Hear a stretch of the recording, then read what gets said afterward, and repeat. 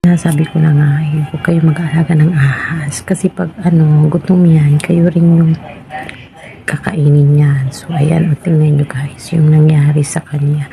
Napuluputan siya ng sawa ata. Ay, ang laki. Nakakatakot. Kalunukin na yan siya kung hindi siya nakita. So, mga ganyan, bawal mag-alaga ng mga ganyan kasi lunukin talaga yun yan. Or sobrang dami kasi ng mga gamit sa bahay na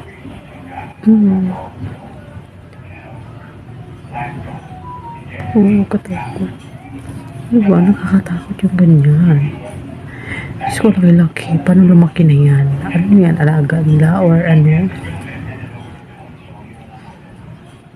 Diyan na tumira kasi daming gamit sa bahay nila.